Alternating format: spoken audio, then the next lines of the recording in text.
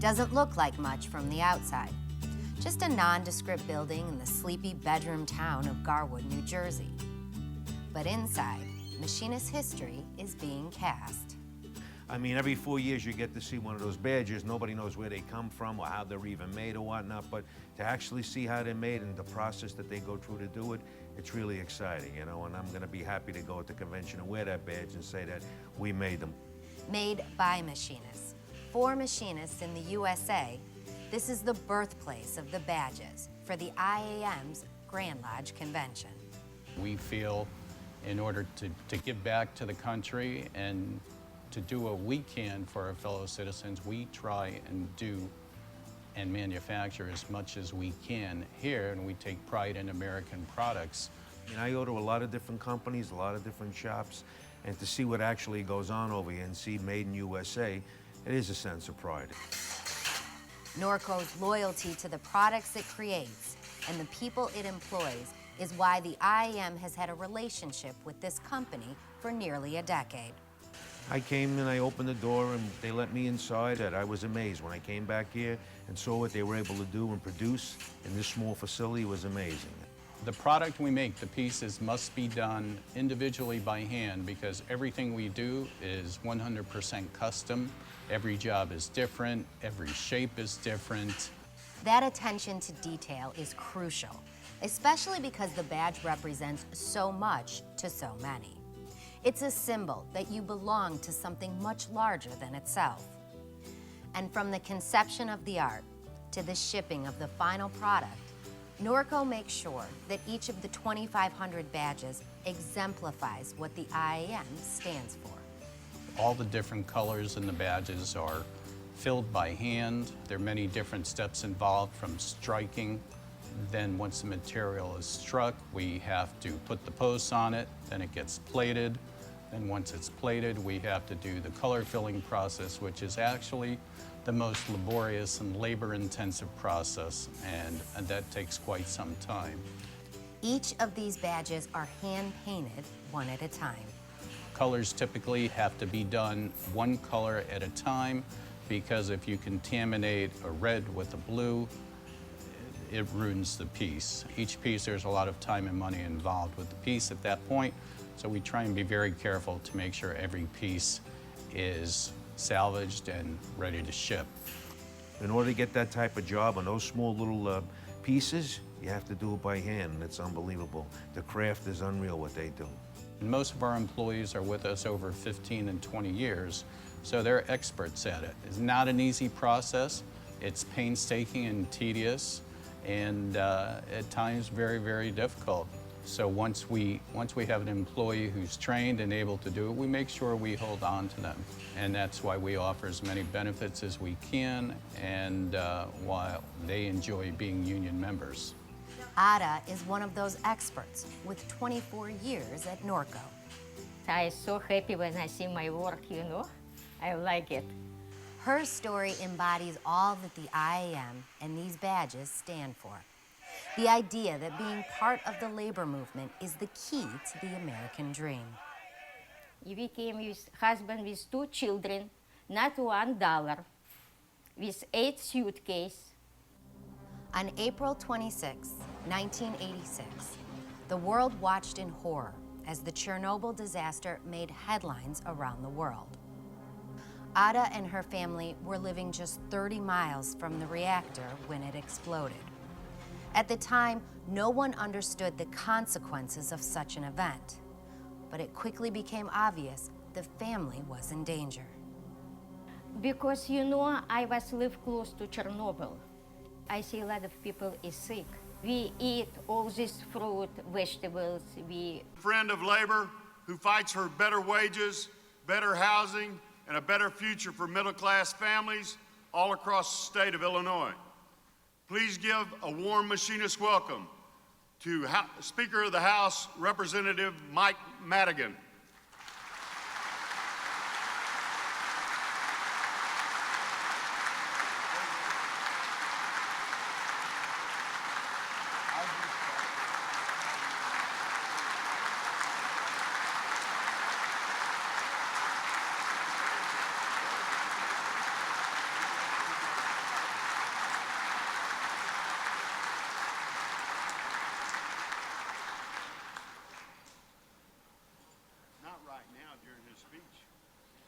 Right now during his speech, you got to sign it.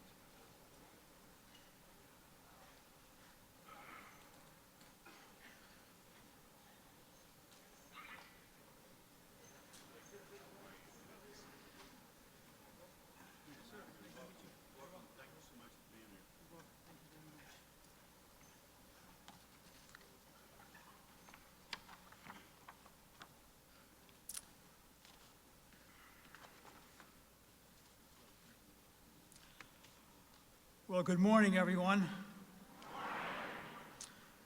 That sounds pretty good. But I don't want you to sound like Republicans. I'd like you to sound like Democrats.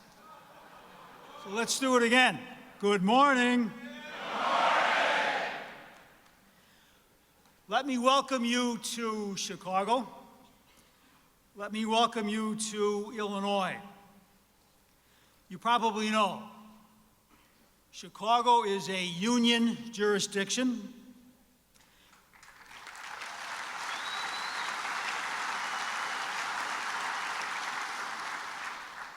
Illinois is a union jurisdiction.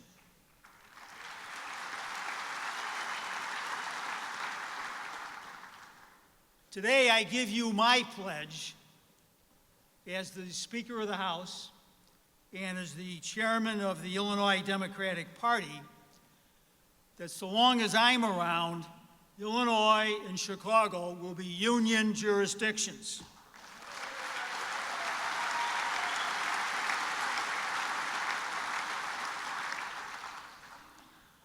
We've all come here this morning as representatives of working people. You represent working people in what you do. I represent working people in what I do. But I think we are well advised to ask ourselves a question: what brings us together? What could bring us together? As you look around the room, look at people on either side of you, look at people behind you, look at people in front of you, look at me. We're all different. We all have differences. There's great diversity in this room. And so it's fair to ask, what can bring us together? I have a suggestion. I think we can all come together against extremism.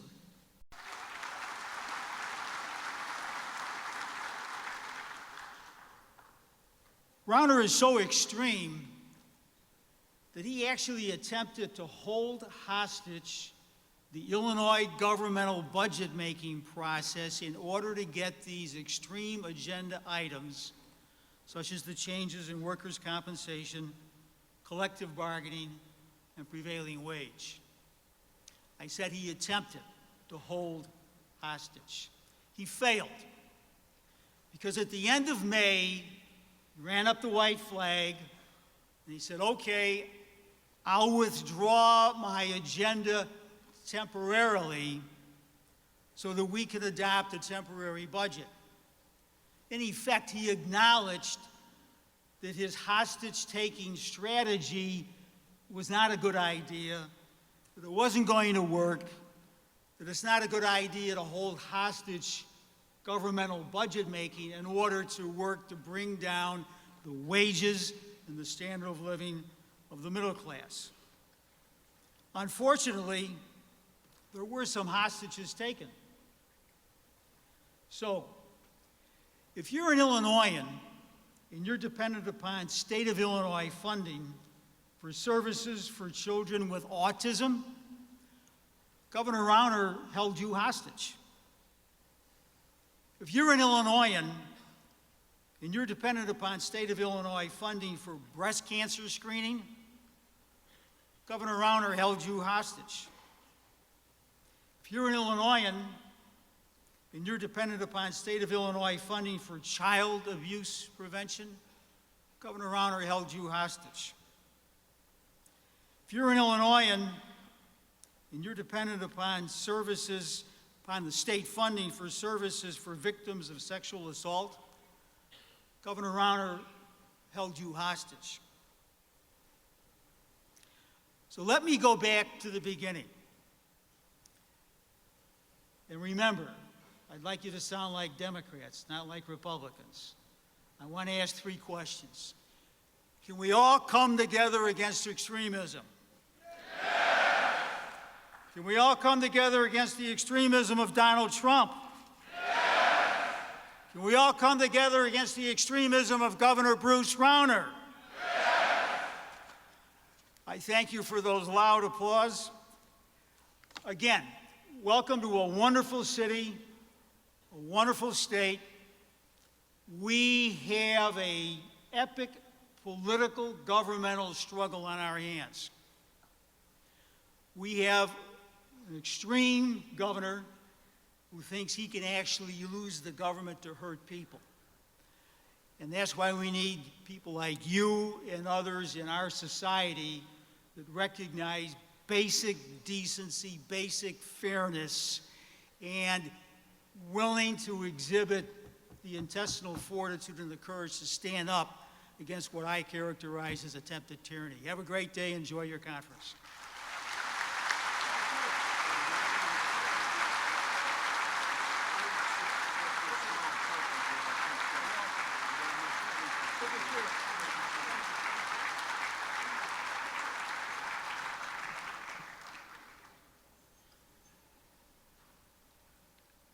Let's hear it again for Speaker of the House, Madigan.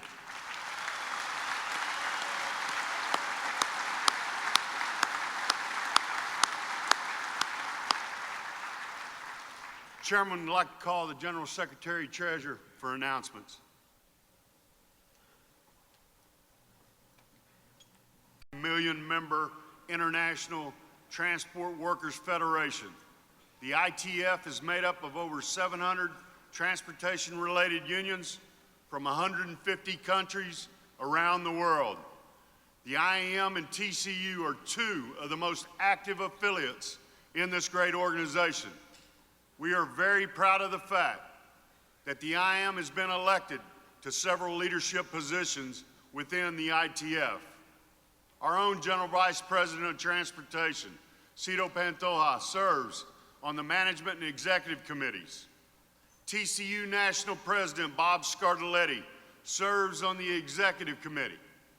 Chief of Staff of the Transportation Department, Joe Tiberi, serves as the Vice Chair of Civil Aviation, and we have a strong representation on the ITF Women's Committee. Our speaker this morning is the General Secretary Treasurer of the ITF, Steve Cotton. Brother Cotton is a great friend of the Machinists Union. Through his leadership, the ITF has become one of our strongest allies in organizing transportation workers. He assisted us in mobilizing workers globally to support the IAM in our international campaign at Delta. The ITF organized support around the world with Delta flight attendants in Europe, Asia, South America, and so on. Steve and the ITF are always there when we call upon them. Brothers and sisters, please welcome our friend, our brother, ITF General Secretary Stephen Cotton.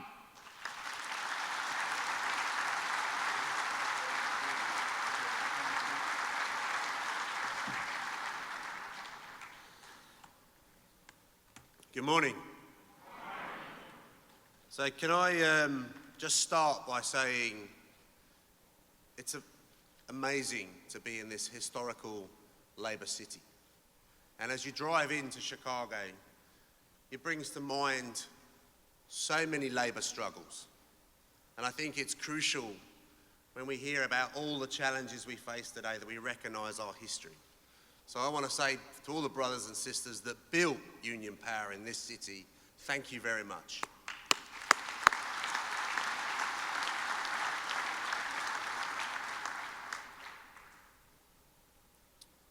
Thank you for the invitation to the 39 convention. It's my first opportunity to address all of your sectors, and it is a true privilege.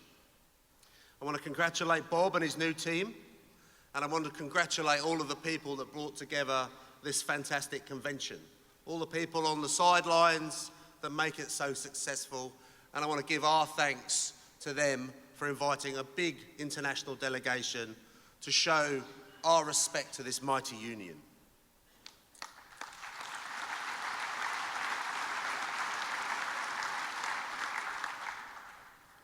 I'm here representing not just the 4.7 million transport workers, but also on behalf of our colleagues from the other global union federations, Industrial, BWI, because this union is incredibly important to all of our activities.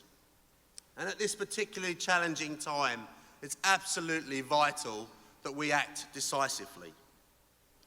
Our president, Paddy Crumlin from the Maritime Union of Australia, also a good friend of this union, was at your convention in Toronto 4 years ago. And he made you a promise that the ITF would change to help support you in the struggles. And there's a number of questions about how do we do that?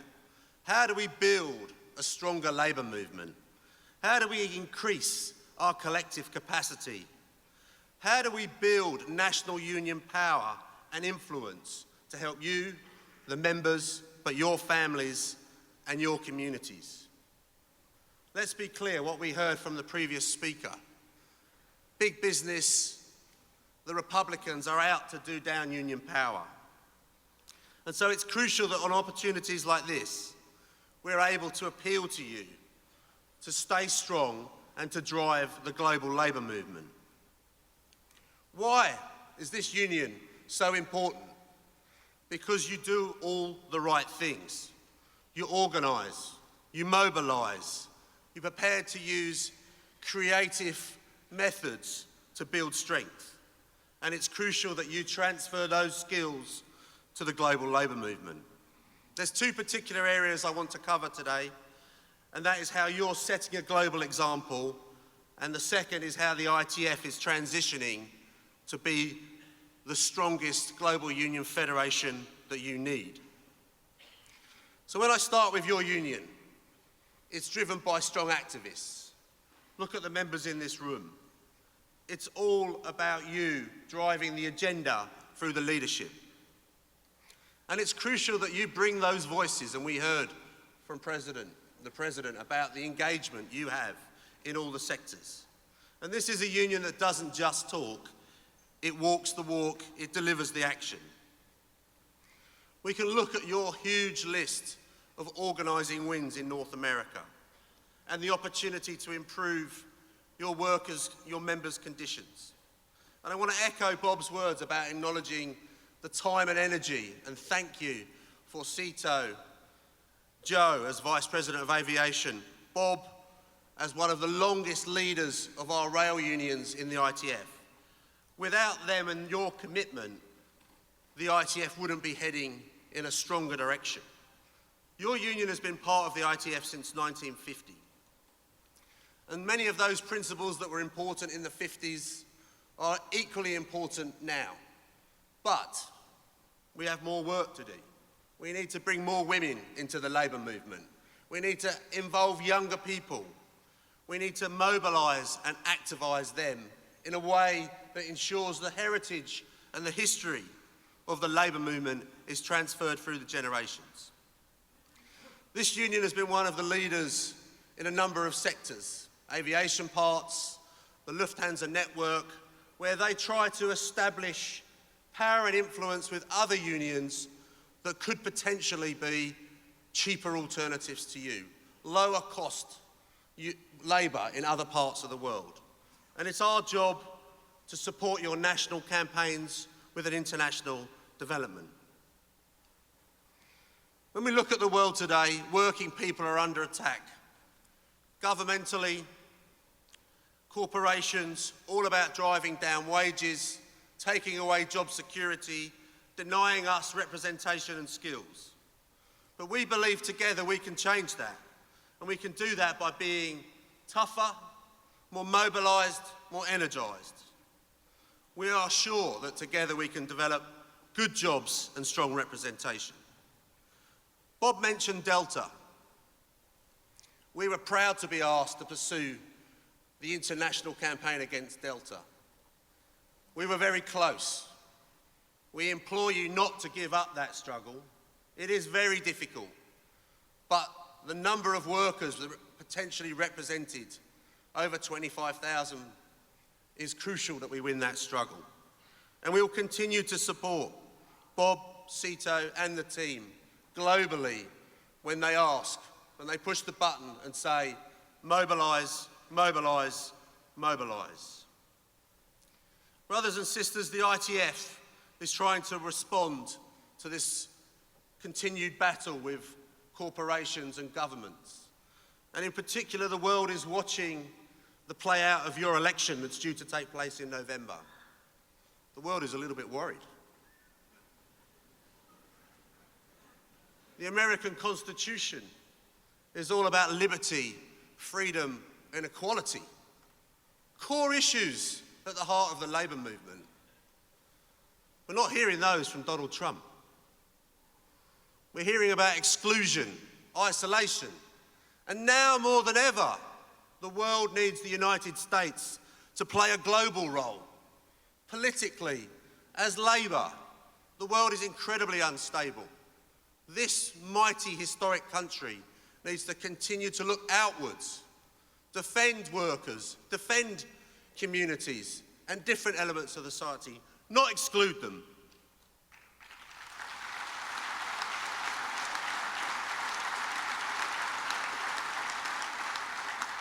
At our Congress, we looked at new ways to challenge the world, and we developed a four-lever strategy. One of those is working all along hubs and corridors, which we'll describe as the global supply chain.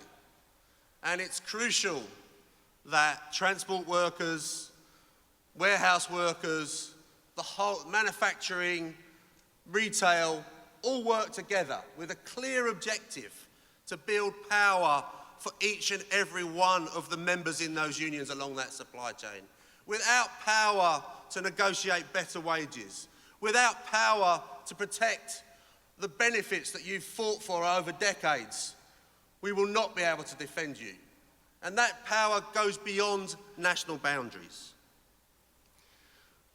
The ITF is watching in aviation a transition to what we describe as a flag of convenience model, where the lowest possible cost denominator drives the airlines. This union has a very strong representation in all sectors in aviation, and we're determined to stick by you in all these struggles and not just defend what we have, but grow membership. That was the Delta objective. Those objectives are vital for the future of this union and its success.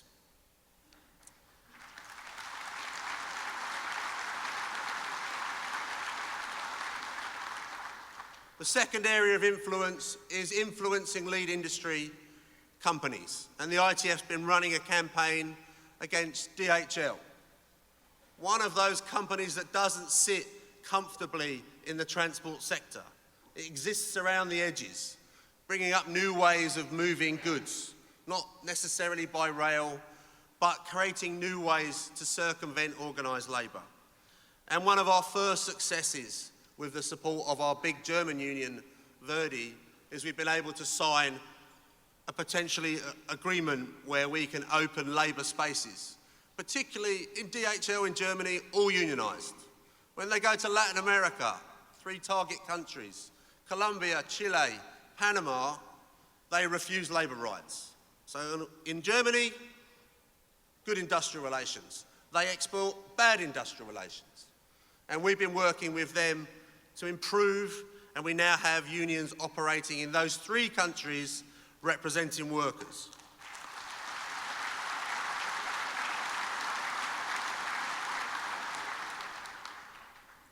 The third area is mobilising mass membership, and that's you.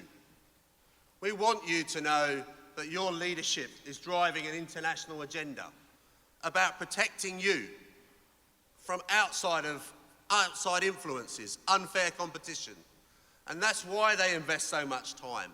That's why they develop policies. That's why they develop networks. Delta being part of that, we're working with them on Qatar Airlines. All the Gulf airlines could come along and destroy what we describe the national carriers, because they can undercut They got petrodollars. They got opportunity where no unions and no regulations. And one of our successes, and my colleague Gabrielle and my colleague Rob Johnson, who's come over from industrial to work with the ITF, have been helping us in engaging with Qatar Airlines, trying to unionise their 12,000 flight attendants and 3,500 pilots.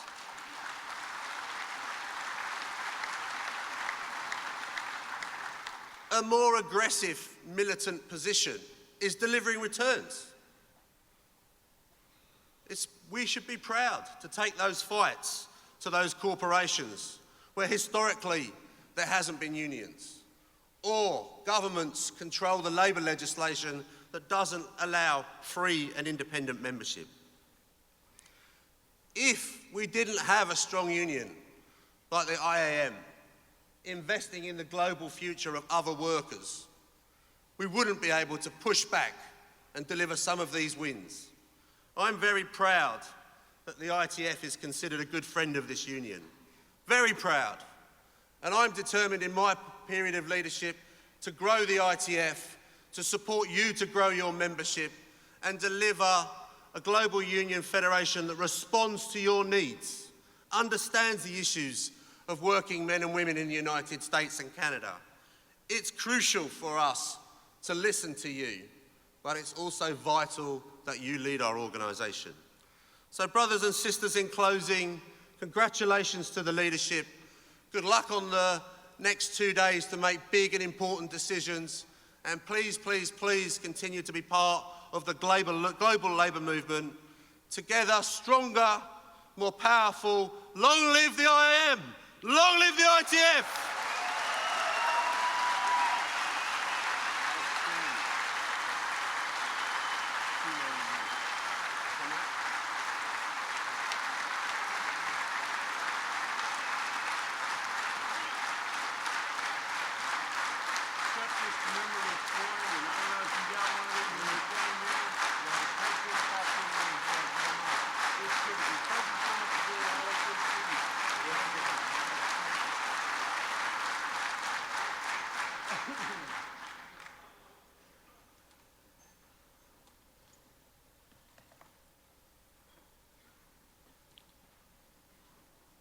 Let's hear it again for ITF General Secretary Stephen Cotton.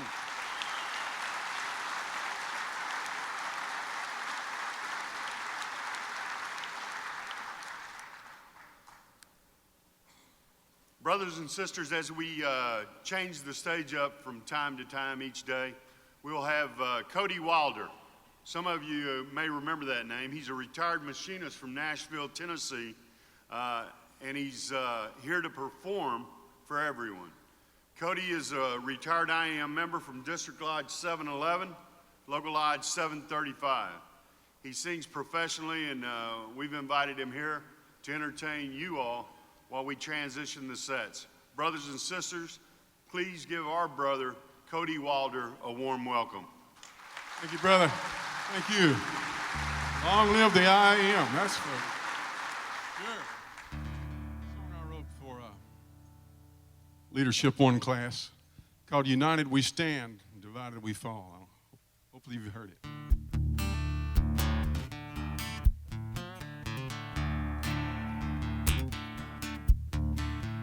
1988 all the way up until now. Yeah, we've been through some hard times, but we managed somehow. Help me. From Cheyenne to Cleveland, Seattle to Arkansas. Yeah, united we stand, divided we fall. That's right. And we sat at the table, read through all the pages. Found takeaways and layoffs, not retirement and wages. When hardcore union members are backed up against the wall. Woo! Yeah, united we stand, divided we fall. Help me now. Yeah, united we stand, will fall. Backbone of the nation, union power, that says it all. Yeah, we may have some blisters and not be the cleanest, but brothers and sisters, we're the fighting machinists. United we stand, divided we fall. Yeah. Should we get off track, find ourselves in a mess, stand by our president, Bob Martinez. United we stand, divided we fall. Yeah. All right, y'all. Thank y'all.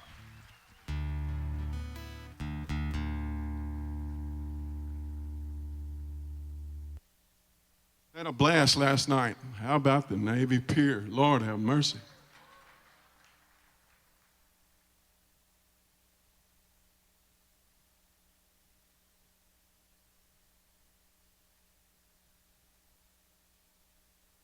This is Chicago, city of the blues. How about a little blues? This thing will tune up.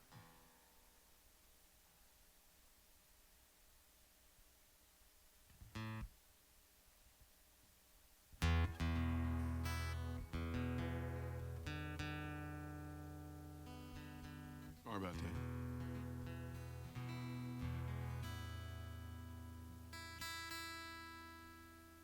Well, let's go on tuning.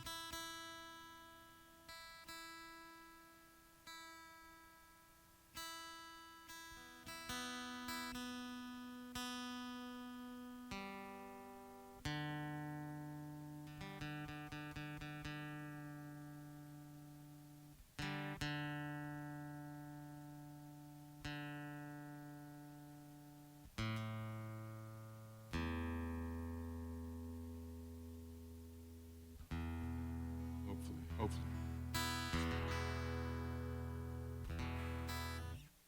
But a lady friend of mine I met a few years ago in Printer's Alley in downtown Nashville. It's called You Put the Hell in Hello. She did that. You put the hell in hello. Yeah, you put the good in goodbye.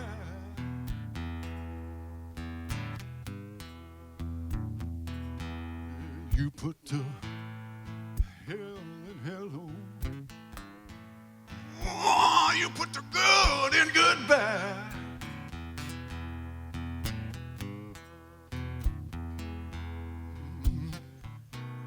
Yeah, you put the chance when I met you, but I'll never know the reason why.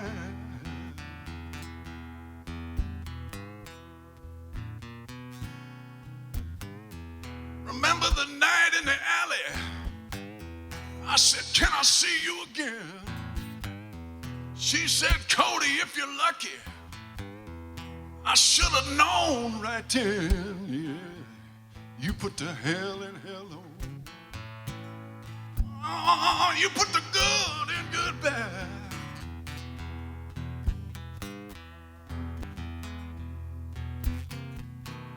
Yeah, I took a chance when I met you. Oh, I never know the reason why.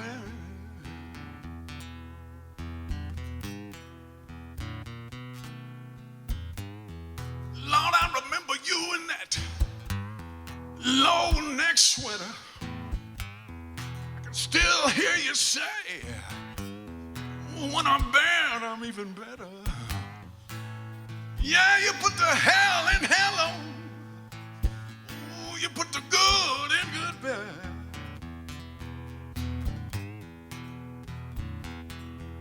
Ooh, I took a chance when I met you. Oh, I'll never know the reason why.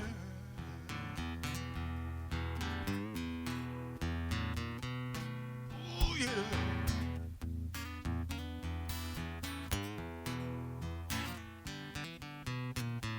A little more guitar.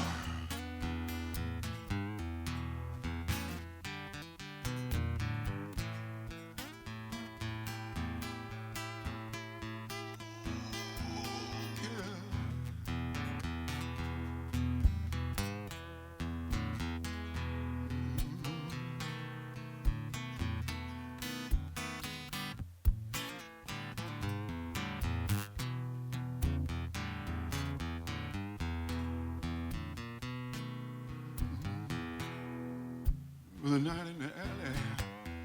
Can I see you again, baby? You said, Cody, if you're lucky. I should have known right then, yeah, you put the hell in hello. Oh, you put the good in goodbye.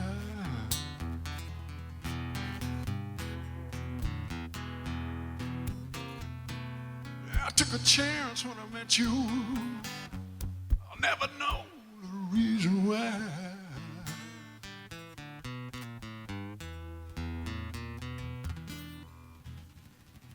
Yeah. I can't hear the guitar, brother.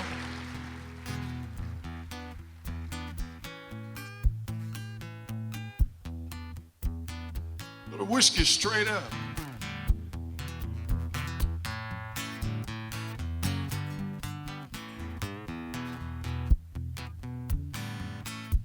I think it's time.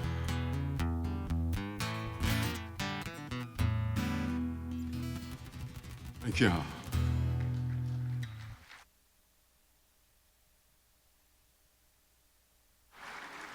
Brothers and sisters, let's hear it for Brother Cody Wilder.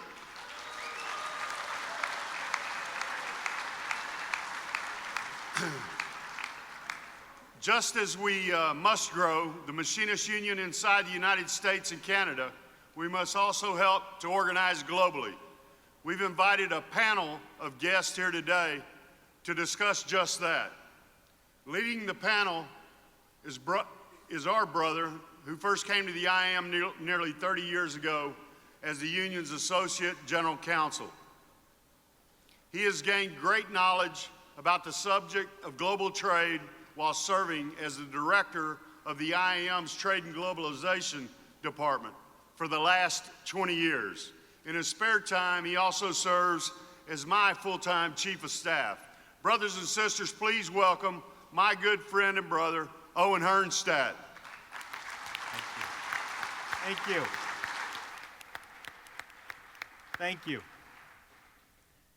Over 250 million children work every day, sowing soccer balls, working in the fields, using pesticides, working in mines, dying every day.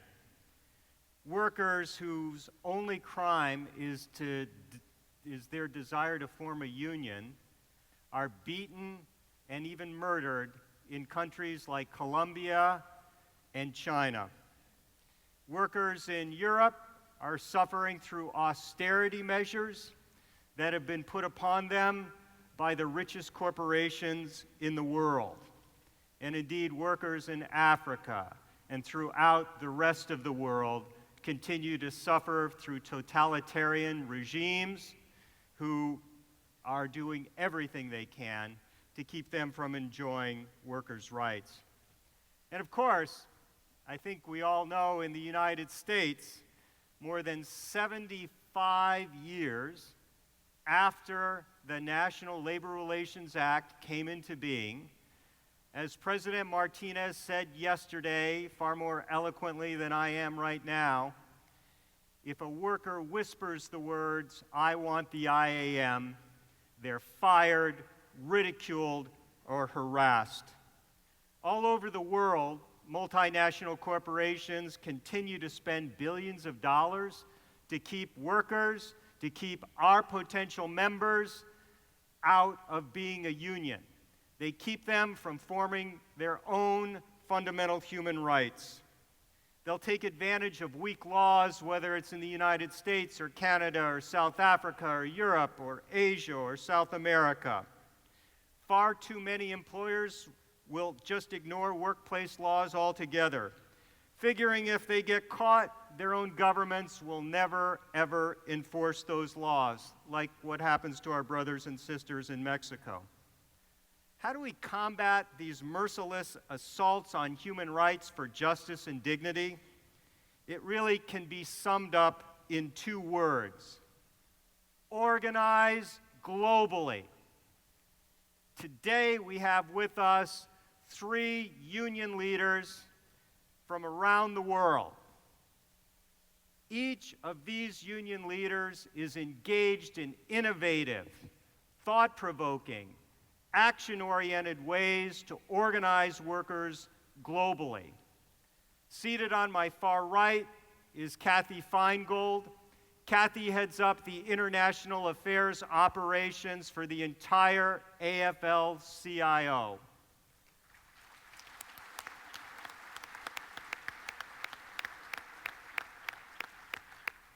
Also seated on my right is Ian Waddell. Ian is a giant in the Unite the Union, our sister union in the United Kingdom. He is personally in charge of aerospace and shipbuilding and has worked with many of you over the years on issues involving Rolls-Royce, GKN, Airbus, and many, many other companies. Let's give him a round of applause.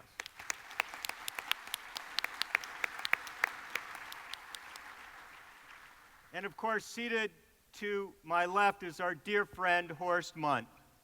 Horst Mundt and I have worked together for many, many years. Horst represents IG Metall, the giant, powerful metalworkers union in Germany. And through Horst's work, we've worked together closely on companies like Siemens and Bosch and Daimler and Airbus, and the list goes on and on. Let's give Horst a round of applause, shall we?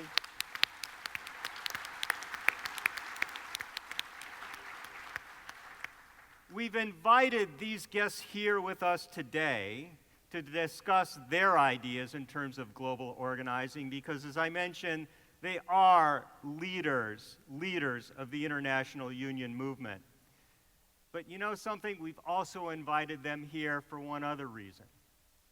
Each one of them is a dear brother and sister, a dear friend of the IAMs.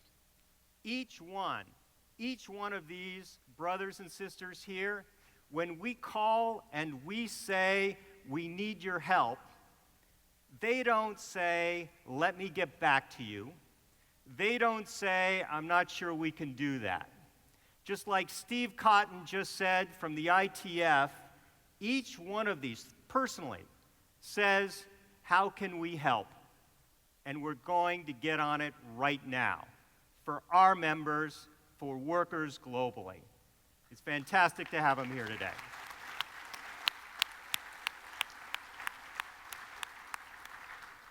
So what we'd like to do is just begin by having each of them talk for a few minutes about what some of their ideas and experiences are in terms of organizing globally. And then we'll sit down and talk a little bit and ask some more pointed questions. Let me begin with Ian Waddell. Thank you very much, Owen. Good morning, sisters and brothers. I'd like to bring my greetings from Unite's 1.3 million members in the UK and personally convey the fraternal greetings of the 80,000 members that I represent and organize in the aerospace and shipbuilding industries in the UK. It's an absolute honor and privilege for me to be here this morning speaking to you. It's the second time I've been to one of these events. I was in Toronto 4 years ago. And judging by the hands that went up yesterday, that means I'm an old lag compared to most of you. I've done this twice. Many of you are here the first time. One of the privileges I have in my job is I travel all over the world because, as you'd imagine, in the aerospace industry, I deal with global multinational corporations. We're also very active in all of the global federations. IndustriAll is the one that I deal with most. But in those travels around the world, what strikes me and the experience that I bring this morning is that we are all facing the same problems. Everywhere I go, I speak to people, to comrades, brothers and sisters in the movement who tell me the same story. And here, there are particular issues that resonate for me as a British trade unionist. You've got Donald Trump. We've got Nigel Farage. I think he was over here the other week. Nigel Farage, let me tell you, 10 years ago was a joke in British politics. He formed this party, the UK Independence Party, wanted to take Britain out of Europe. People thought he was hilarious. He was pictured with a pint of bitter in his local pub. He was anti-politics. He didn't speak in sound bites. He wasn't like a politician. 10 years later, Nigel Farage led Britain out of the European Union through Brexit. These people start as jokes, but they become dangerous. And it's in your hands. You've got to deal with Trump.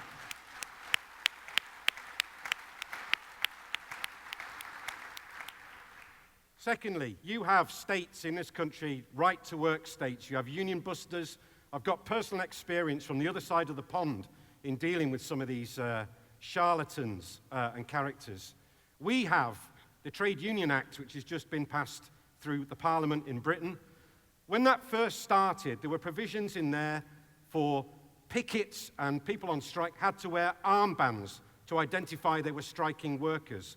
Employers would have the right to trawl through Facebook, through Twitter, through people's personal social media accounts to see whether they were saying anything untoward about their employer. They could be sued, they could be fired with no redress. It's like stepping back to the worst excesses of the 1930s.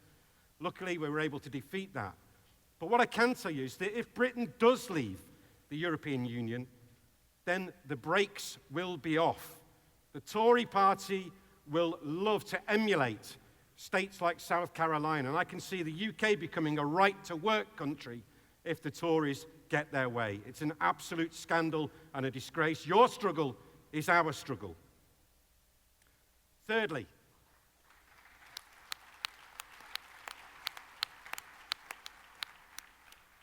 the threat of globalization, the impact of multinational corporations searching the globe for the cheapest place to do business, the place with the worst human rights, the worst employment rights, the worst environmental laws to do their business, to create profit and wealth in pure greed. We face exactly the same problems as you. We see work leaving our shores to go, first of all, to Eastern Europe, and then, when that became more expensive, to China, the Far East, to Mexico, Morocco, and all the other states around the world where you're facing the same problem. The impact of globalization and the people in Britain who are left behind as a result of pressure on wages and conditions, in my view, led directly to Brexit. People who felt they didn't have a voice, expressing their frustration in the ballot box by voting to leave Europe with its floor of rights. I find it unbelievable, but it's a kickback against that globalization. And what I can tell you is, what I've seen traveling around the world is only unions can stop this. Only us, brothers and sisters, standing together.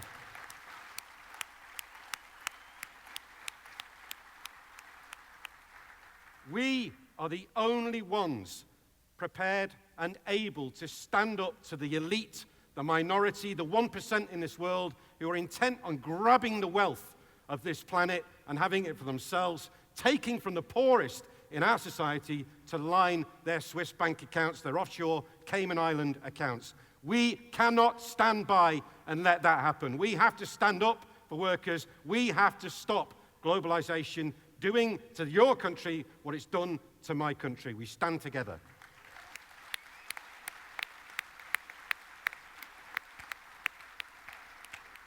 Thank you. Thank you, Ian. Kathy.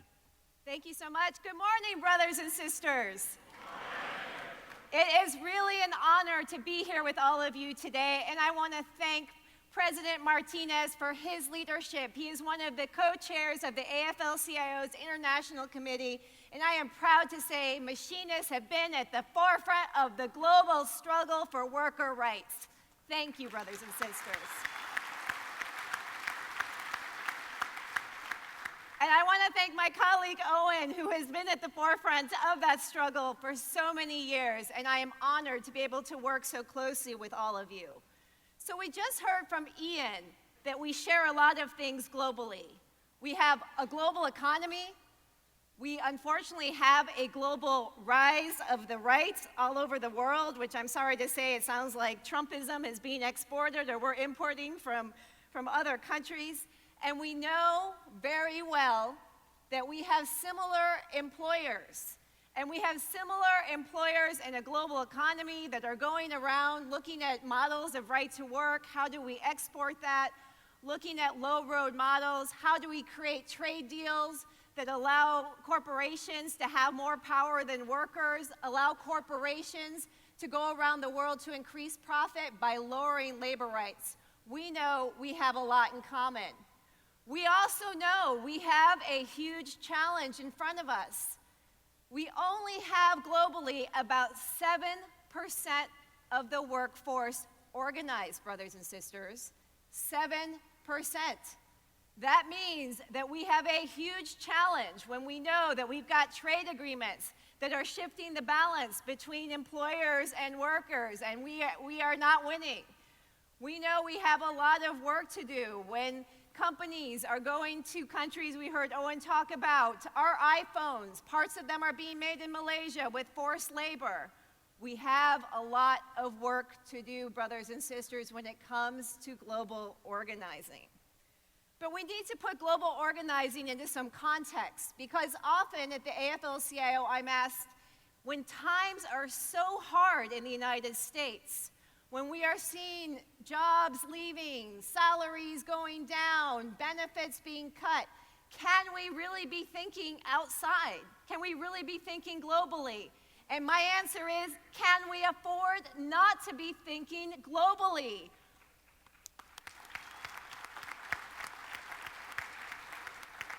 When you all go to the bargaining table, we know we cannot have a strong bargaining position if we don't have alliances with the colleagues that are sitting here on this stage and that are with us here at this convention.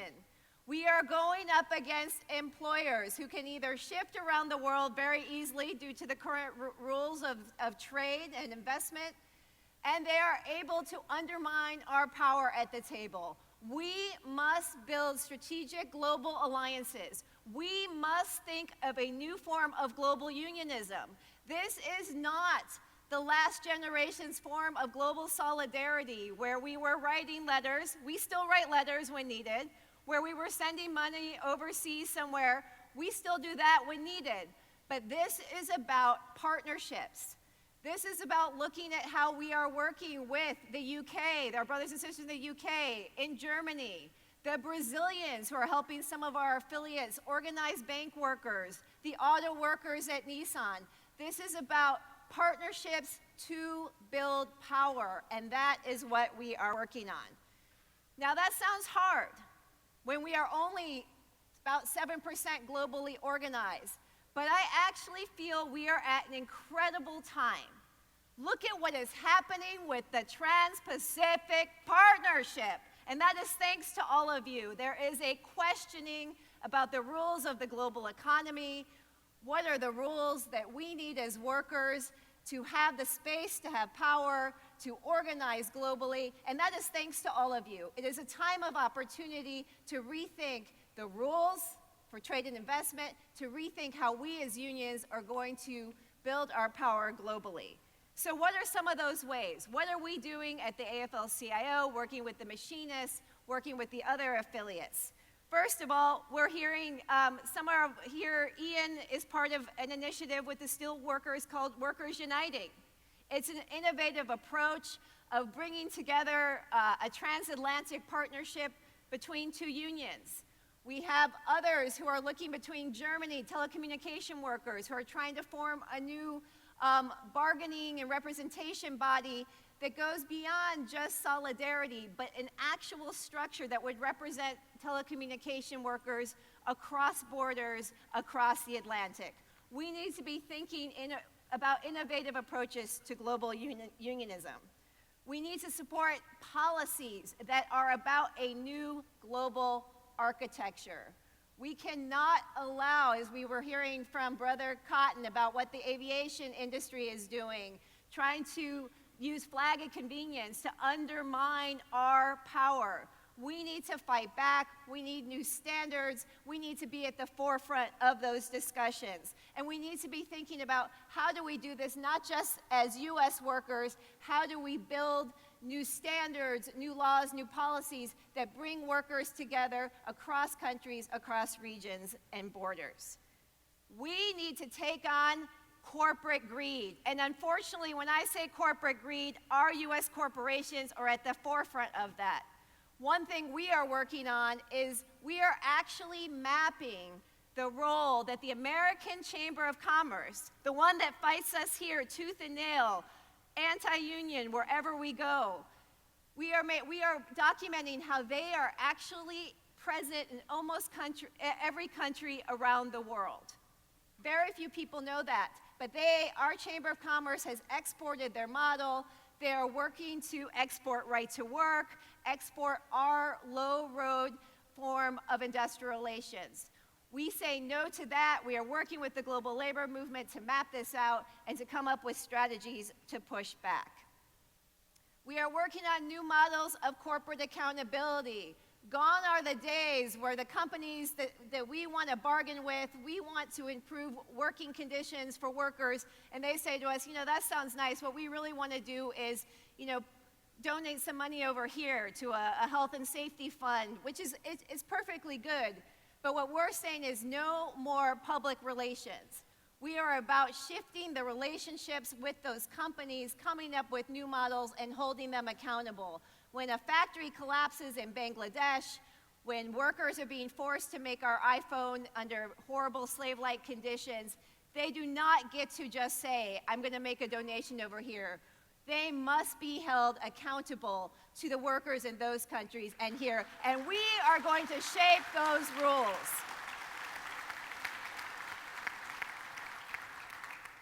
Brothers and sisters, there is not one answer to dealing with what we need to do collectively to shape the rules of the global economy.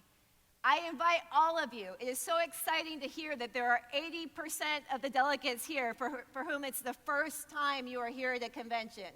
I invite all of you to think, how am I going to get involved in this global struggle? How am I going to take this conversation back to my community, to my lodge? How am I going to think that how we're going to come together with the people that I am meeting at this convention? I invite you to do that. I invite you to stand up, join us in this challenge, help us rewrite the rules of trade, help us rewrite the way we are going to build power globally for workers. Thank you, brothers and sisters.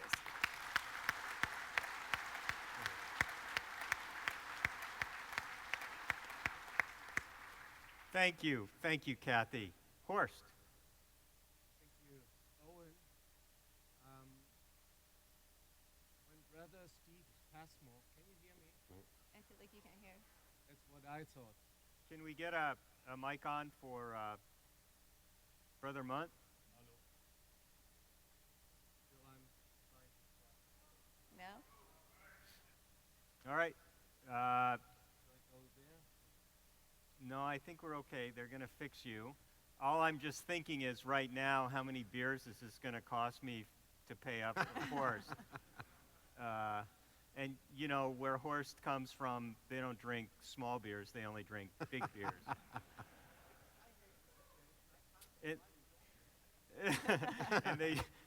And they drink very expensive beers as well. That microphone. So this is going to cost me quite a bit. Okay. Is this better? Yes. When Brother Steve Passmore yesterday did the invocation, he started by telling a short, funny story. And I think that's a good way to start even serious discussion. So let's check this one out.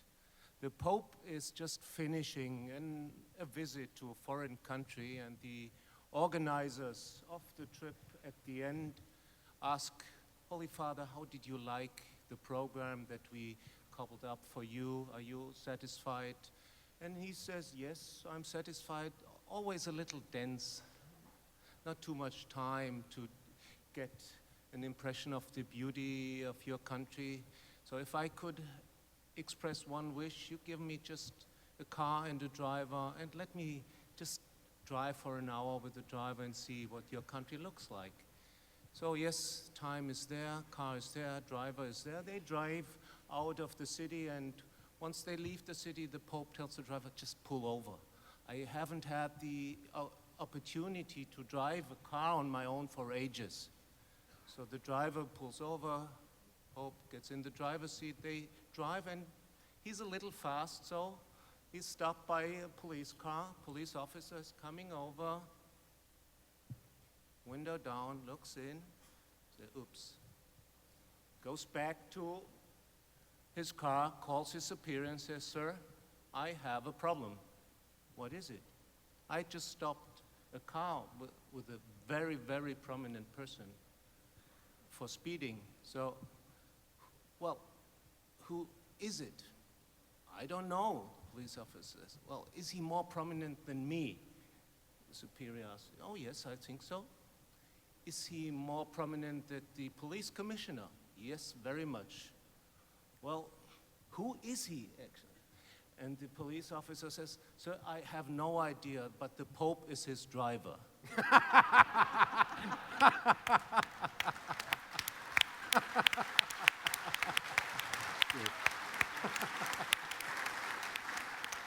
And that is not on my 5 minutes. So allow me another preliminary remark on a more serious note. The German labor movement, as millions and millions of other people, suffered tremendously under the Nazi regime. Thousands of trade unionists and organized workers were incarcerated, tortured, and even killed. And when Germany and our movement lay in shambles, it was the American labor movement, and at the forefront, the machinists that came to our rescue, that showed solidarity. As a symbol of this solidarity that was very, very concrete, but as a symbol, a gaffle was presented to us by the machinists.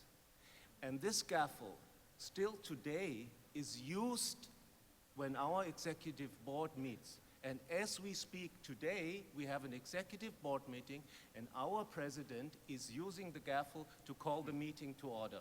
So that is a wonderful symbol for solidarity.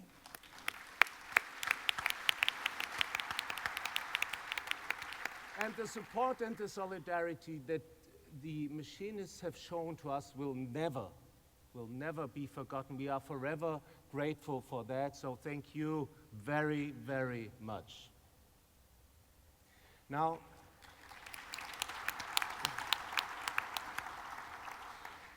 talking about Germany first for a little. We in Germany work as labor unions on a relatively level playing field when it comes to labor law.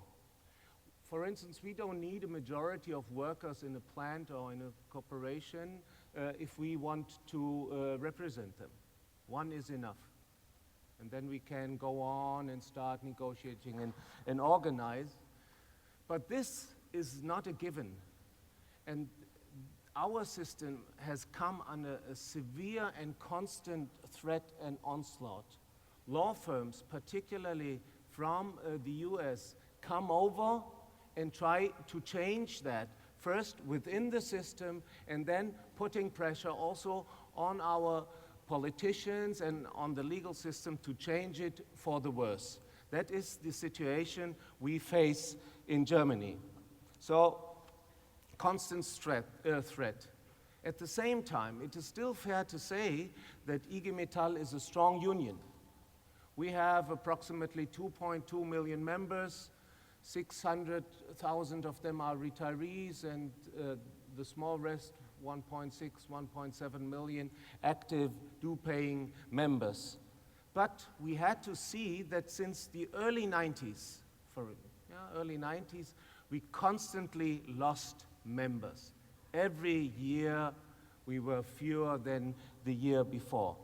But it took us a while, but then just like you discussed or started to discuss yesterday through the keynote address of President Martinez, our leaders said we will not accept that. There is no so-called law of nature that stipulates that unions need to shrink in industrialized countries. There is no such thing. So we embarked on an ambitious program of internal adjustments and reform, we called it Change in Order to Remain Strong. And some of the elements that were indicated yesterday by President Martinez, we had in our program. So a serious redistribution of funds from what you would call the international, what we would call our headquarters in Frankfurt, to the local structures.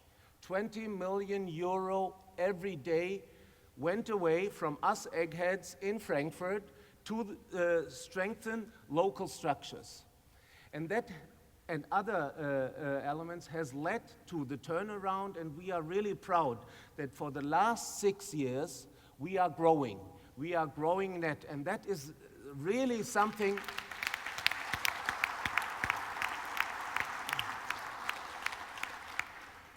where we have to keep in mind that in order to grow, we need to organize every year 115,000 new members, because we are losing so many every year through retirement and so forth. So in order to grow 115,001 members, so to speak, we need to have.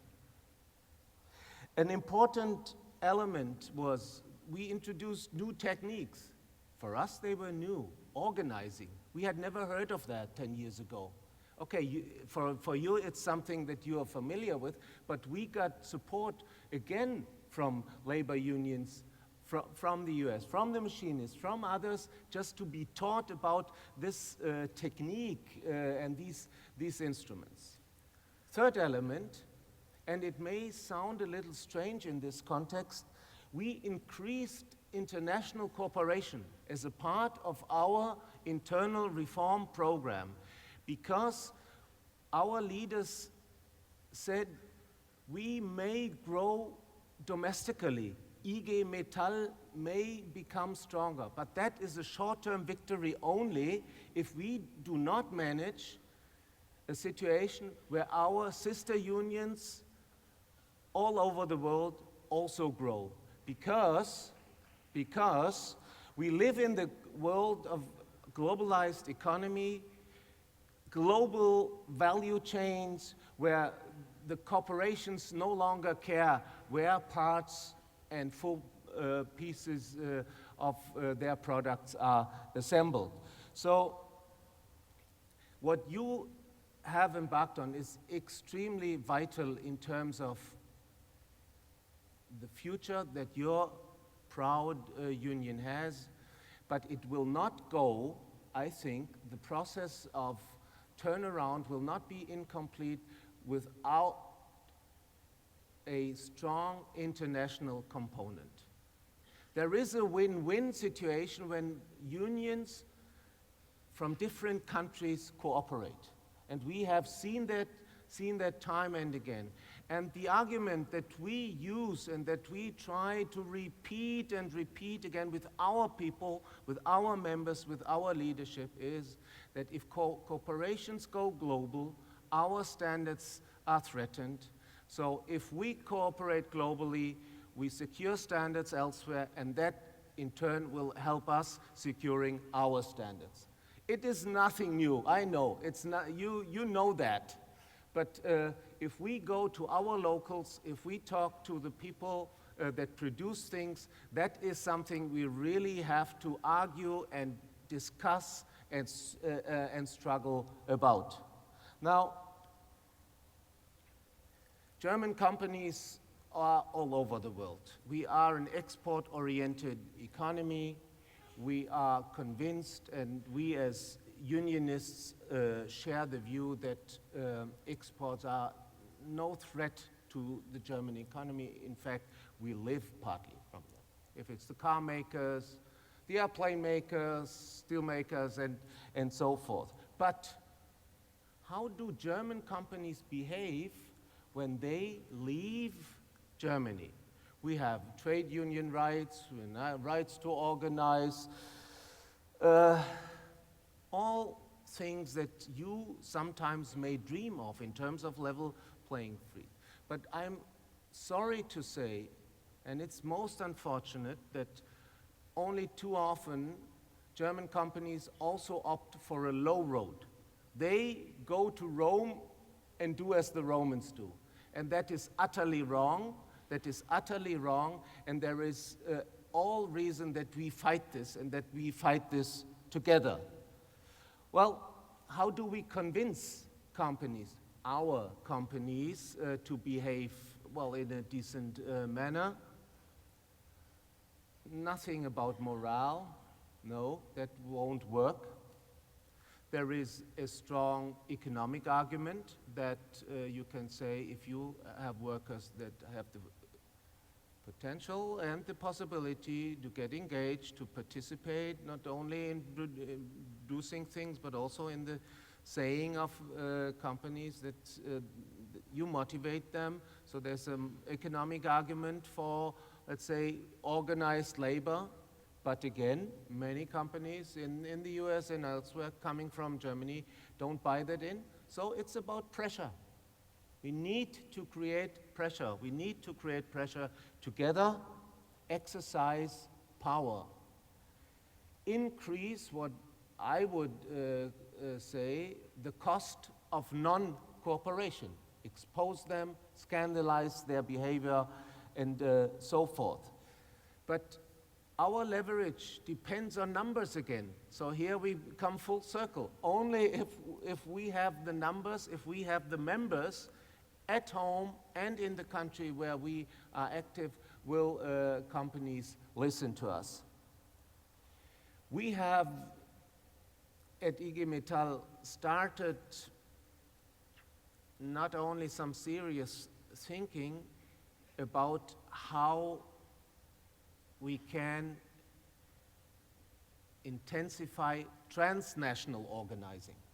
National organizing, and you're looking concerned. I'm running out of time? No.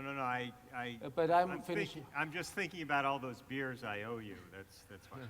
Okay. Yeah. Transnational organizing.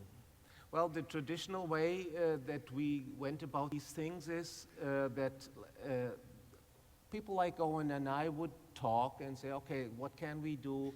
Then engage the leadership of our unions, but also the top management, let's say, of a company in Europe and say, okay, why don't you tell your management in the US or elsewhere to behave decently? We have agreements that stipulate that, and we come to that later. That is important. That is necessary. But I'm afraid is not sufficient. What we have learned, and that is an experience we have made over the years, you need the bottom level. You need workers that are affected by these shitty working conditions, that are threatened if they want to get organized, that suffer from low pages, to engage with their colleagues abroad. It's a difficult concept. It's extremely ambitious. There are all sorts of obstacles to that. It's language, it's culture. For instance, on a number of occasions, I try to have meetings on a date on the 4th of July, which is completely normal in Germany. And my American friends, well, they were very polite in the beginning until they realized I still had not understand. And then they said, are you out of your mind? You wouldn't want to have a meeting on Christmas, so better not on 4th of July. Just a small example of cross-cultural obstacles we need to overcome.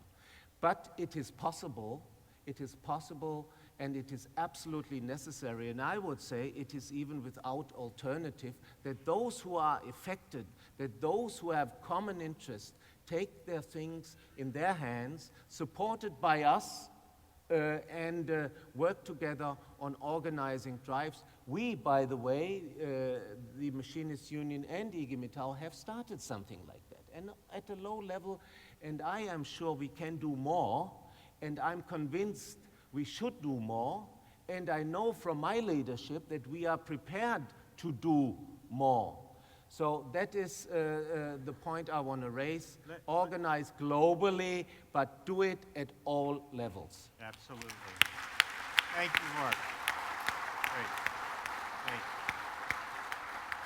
you. In fact, we're working very closely with Iggy Mattel in organizing workers at Airbus, at Siemens, at a number of other companies. And let me just show you how it works. We were in a bad situation out at Freightliner in Oregon a few years ago. The company owned by Daimler had decided they were going to move to Mexico. Working with Iggy Mattel and the Works Council, can't really say what happened, but the company changed its mind on it. Those are few and far between, but that is the type of relationship that we have. By the way, we do have a very close formal alliance agreements with Iggy Mattel, with Unite the Union, and with EF Mattel in Sweden. We also are working very closely with the Brazilian metal workers. We have a leader of a great union there who's helping us organize Embraer workers here, as well as other unions throughout the world. Let me ask a question of our panelists, and some of it they've already answered. In her State of the State address, the governor of South Carolina, Nikki Haley,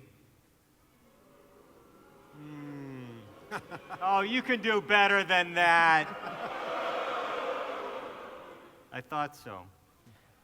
She said, quote, "We'll make the unions understand full well that they are not needed, not wanted, and not welcome in South Carolina." Now, you've heard everyone here speak about how the U.S. is exporting that complete disregard for fundamental human rights throughout the world. And I just really want to go around quickly to hear examples that folks here on this panel are seeing throughout the world specifically when they see this bad behavior. But more importantly, I'd like them to say what they're doing about it, because they're doing a hell of a lot with us. Kathy, go ahead. And if we could keep it to 2-3 minutes, that'd be great. Great. Well, first of all, I just want to talk about Governor Haley, that this is an intentional strategy. Just to put some very concrete numbers, since 2011, $960 million has been given to foreign companies in state subsidies for the creation of 12,500 jobs. That means she's been spending about $77,000 in tax breaks to corporations to create one non-union job. And this is a model that other governors are looking towards that's being exported. She has set up foreign direct investment offices in Germany and other countries to actively encourage investment by giving them tax breaks, which we know erodes the funds that are available for infrastructure, for education. So this is a huge problem, that this is a model that Nikki Haley and other governors are looking towards in terms of an economic development model, a union-free economic development model. So what are some of the things that we are doing to address this? First of all, expose it. Because I think one of the things in the conversations we have with some of our European colleagues, it is very hard to understand why sometimes the U.S. labor movement is seen as very aggressive with our corporate strategies. And can't you guys just kind of calm down a little bit? Well, when we are up against these kinds of governors and politicians, and we saw political intervention in Chattanooga and the UAW Volkswagen case, when our own politicians are setting this as a standard, this is why we develop the kinds of campaigns we do. So one is trying to create an open communication with some of our partners in other countries, because I think we have a cultural gap, which you were talking about, Horst, a little bit, that we need to understand how we develop strategies that both work in our country, but also in the European and other countries. The other is, I think we cannot do this union by union. And so in a state like South Carolina, one of the things that the AFL-CIO is working on is figuring out this is not just a machinist problem. This is a problem for our entire labor movement. And so bringing all of the different affiliates together who have an interest in organizing the South to create a single campaign, a focus, so that we have machinists, we have auto workers, we have folks from the public sector working to push back against Nikki Haley, to expose this as a low-road strategy. And I would say we are working a few years back. Some people may know Lance Campa, who works at Cornell University. He wrote a document called A Strange Case. Why is it? It's like European companies, it's Jekyll and Hyde. They behave one way in Germany. They are totally fine. Or some of the Swedish companies, and they have high, union density, good relationships with unions. They come to the United States and they shrug their shoulders and they're like, the other side of Jekyll and Hyde, and they say, we're just following labor laws that we know are broken. So what we need to do is, one, we're going to be shining a light, doing some more reports on this to expose how corporations are benefiting from these kinds of policies, but also going back to the grassroots, organizing, talking to workers, and trying to build a model so that we can organize the South and push back against it. Unfortunately, it's not just Nikki Haley. It is a model going throughout the South. We will say no to that low-road model. It's not good for workers here. It's not good for workers anywhere.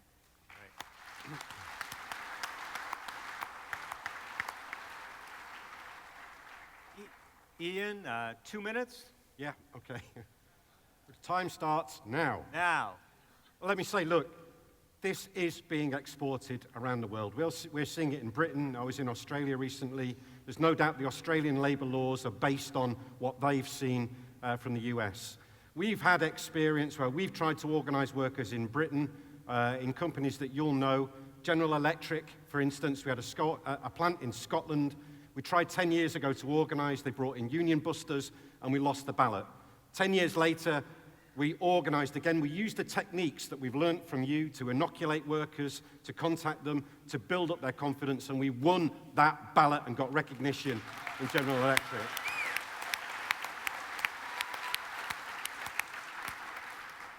And what I say to you is this. When I was in Australia, they said to me, this is the Australian Metal Workers Union. It used to be part of one of the unions, the AWU, that forms Unite. And in the 60s, the Australians wanted to break away. They sent a guy on a ship from Sydney to London. It took him 3 months to get there. He negotiated for 3 months, 3 months on the ship to go back. And when he got there, they said, that's not good enough, mate. Go back. Right? It took him 2.5 years to negotiate this agreement. Everyone in here has got one of these, right? We can talk to each other at any point. We can email, we can text, we can Skype, we can FaceTime. You've got Kindles in front of you. Technology is the answer. We have no excuse for not building links direct, worker to worker, shop steward to shop steward, officer to officer. Yes, we're doing the things at global level through uniting, workers uniting through the federations, but the real power in this is in this room. It's you and the people that I represent in Britain and around the world talking to each other.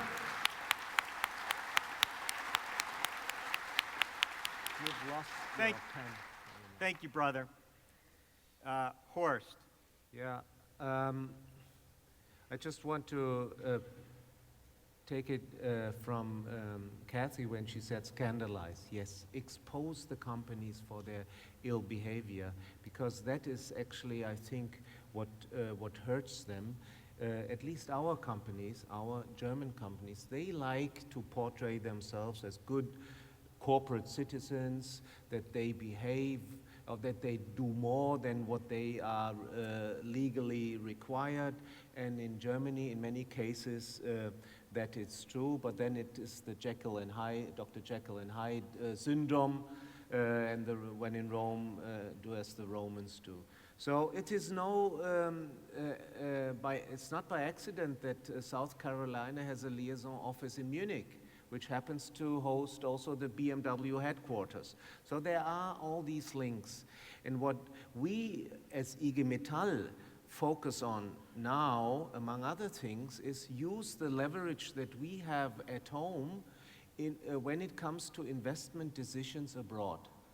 It is part of our labor or industrial relations system that we work on the board level as well. It's not at par, but it's not without influence either. So what we have not done in the past is to make our voices heard when it came to investment decisions. In the south of the US in the 90s, when it was BMW, when it was Mercedes at the time, 10 years ago when the decision was made for Chattanooga at Volkswagen. We could talk about Airbus in Mobile, Alabama, which is of much more relevance to you in this room. So that is definitely something where we see a strategic change in IG Metall. At the same time, and I go back now to the level of direct contact among workers, I've heard numerous times from German managers say, what you are telling me about conditions in the US is simply not true. That is not happening in a company that is owned by a German.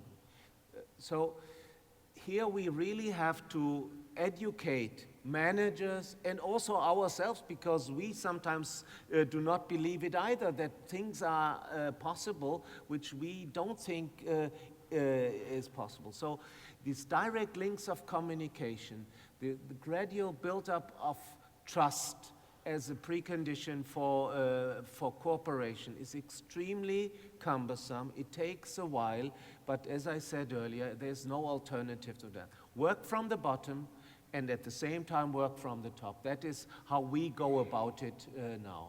Thank you. Thanks, Horst.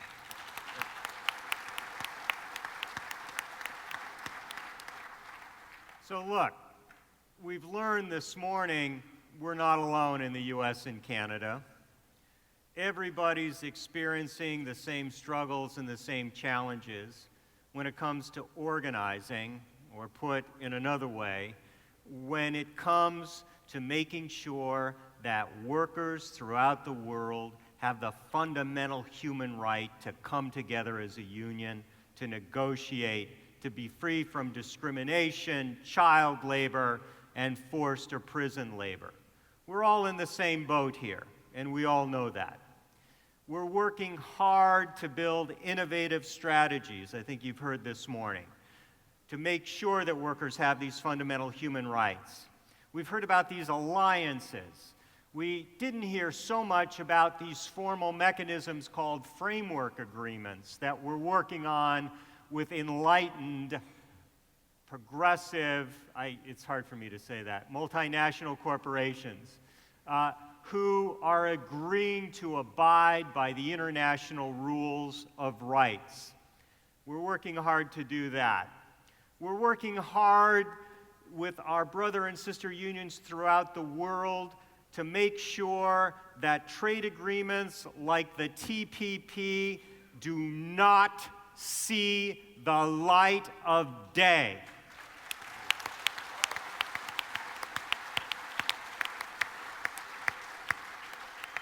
Because, among many other things, that agreement does not have the type of fundamental human rights that any international agreement should have. And that's why we're fighting it.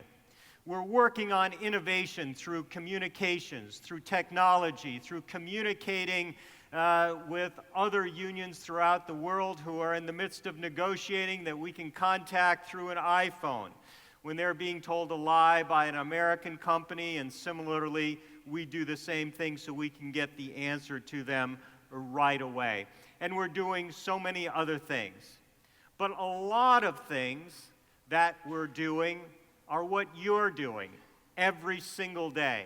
And the ideas and the innovations that you and the brothers and sisters of this great union are coming up with to engage internationally and to put together great organizing strategies so that we can win in this global economy. The last thing, I think you've heard time and time again many people say over the past day, particularly International President Martinez, that we are here to put the fight back in the fighting machinist.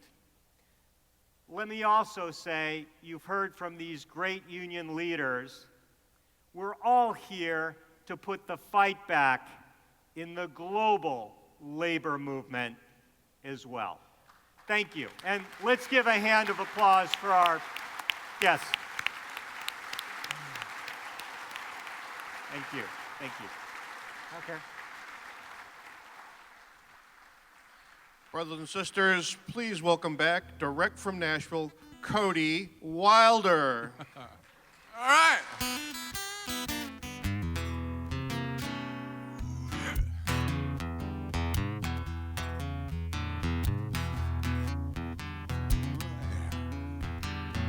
Before you accuse me, take a look at yourself. Before you accuse me, take a look at yourself. You say I'm spending my money on other women, you're taking money from someone else. Yeah, I called your number 3 or 4 nights ago. Yeah, I called your number 3 or 4 nights ago. I said, son, don't call my daughter no more. All right.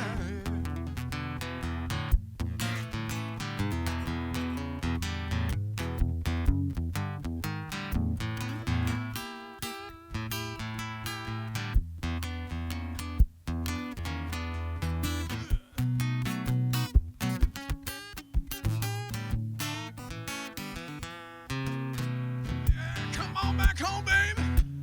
Try my love one more time. Come on back home, baby. Try my love one more time. You know I ain't gonna quit you. I think I'd lose my mind. Yeah, before you accuse me, take a look at yourself. Before you accuse me, take one look at yourself. Spending my money on other women, taking money from someone else. All right. Yeah. Eric Clapton tune for you.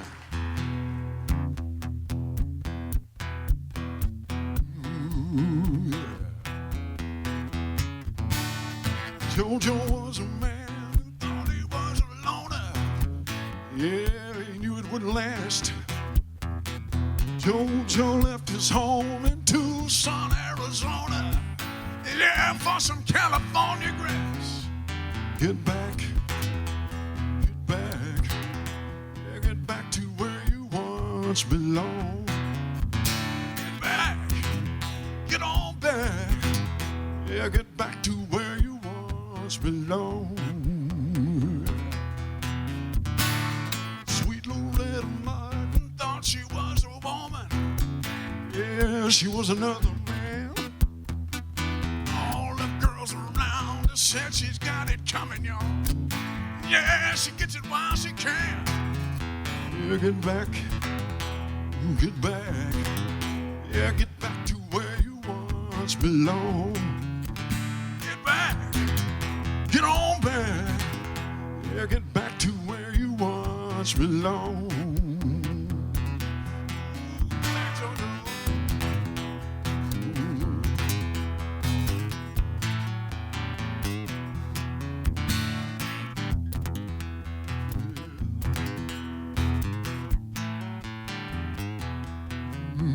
Get back, get on back, yeah, get back to where you once belonged. Oh, get back, get on back, yeah, get back to where you once belonged. All right. Thank y'all. count on something, really something, doing nothing with you.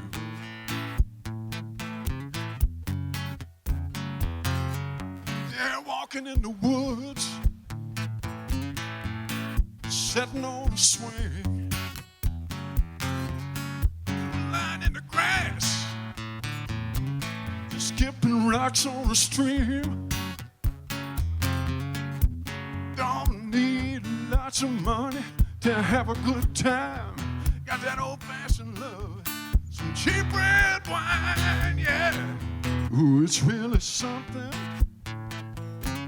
just doing nothing with you. Don't care where we are, baby, what we do. There's really something, y'all, doing nothing with you.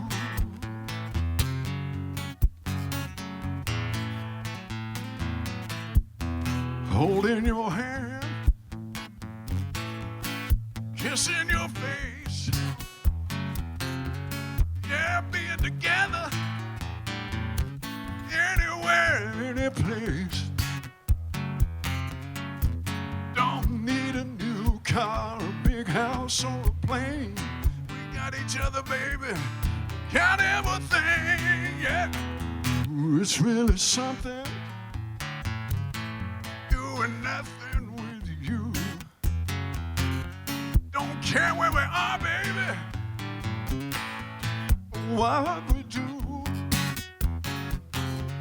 Yeah, it's really something, y'all, doing nothing with you. Yeah, yeah, yeah. Not doing nothing with you. Yeah, I do, baby. Not doing nothing with you. Ooh. Yeah, that's right.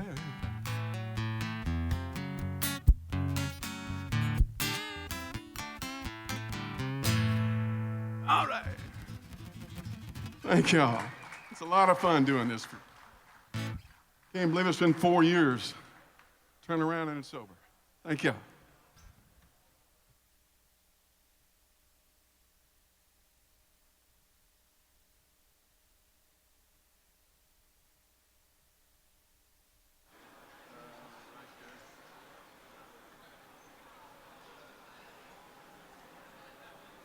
Brothers and sisters, let's hear it for Cody Wilder.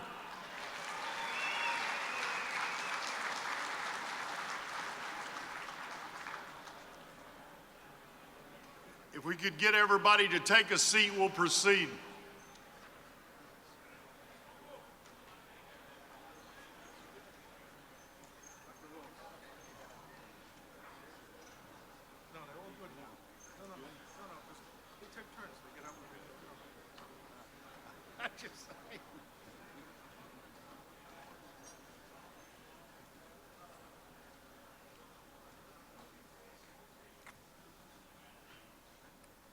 I want you all to see a video that takes us back to May, when the highly profitable Triumph Composite Systems locked out more than 400 of our Local 86 District 751 brothers and sisters. Triumph made threats, demanded concessions, and refused to bargain in good faith. During the 6-week ordeal, the members on the picket line stood strong, and their bargaining committee secured a new contract that includes wage increases for all the membership and improves in the company's 2-tier wage system. I have to say that the spirit and solidarity of that picket line was very remarkable. This video gives you a good feel of what is and what it was like. Brothers, please roll the video. Today we're over in Spokane supporting our Local Lodge 86 strike here at Triumph. The company 3 years ago stopped pension contributions for new hires. After that, they also put in a 2-tier wage system which lowered people's pay that were currently working here. by about 12.5%. Been here since the mid-90s when it was actually a Boeing plant. Well, when Triumph bought it, they cut back on the benefits, and every contract they take more and more of our benefits away. Well, we come out here today to support Local Lodge 86 and our 403 members that are out on strike against Triumph. They make a tremendous amount of profit for this employer.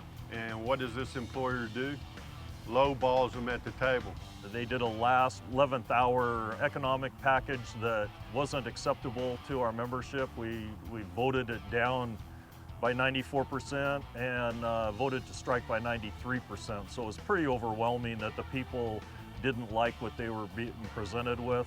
This governor and this state gives these folks tax breaks and they continuously move work out of this community, out of this state, to Mexico. They offered us a medical plan this time that was going to cost us a lot more money with less benefits. They violated the law by not bargaining in good faith. They used direct dealing on the shop floor. They intimidated and they coerced. And it also divided the workforce by having a two-tier wage system where one group of people was making more money than another group of people, and they're all doing the same work. It's always tough to strike. It's not something anybody ever wants to do. But the thing about these people is that they have an opportunity to do something that a lot of our people in this day and age don't have. And that's to fight for their own future and the future of their families. We're making sandwiches and other things to take out to our strike line. And we just want to try to make sure that everybody has a snack to sustain them, to keep them going. And we're going to do whatever we have to do for each other. We have to stick together to get a fair contract. Restaurants have given us food, people have dropped off food, people have come out from Spokane that are also union and picketed with us. It's a wonderful feeling. I'm Jesse. I'm the operating partner of Rusty Moose. This is my restaurant. This is my executive chef, Andrew Potter. Best of luck to you fellas. Yeah, best of luck, guys. You guys have a great day, okay? Have a good lunch. I want to send a direct message to the CEO of Triumph Corporation, Dan Crowley, and their board of directors to get back to the table, sit down and negotiate a fair contract, a contract that our members deserve and that you owe them. We're looking forward to seeing you at the table.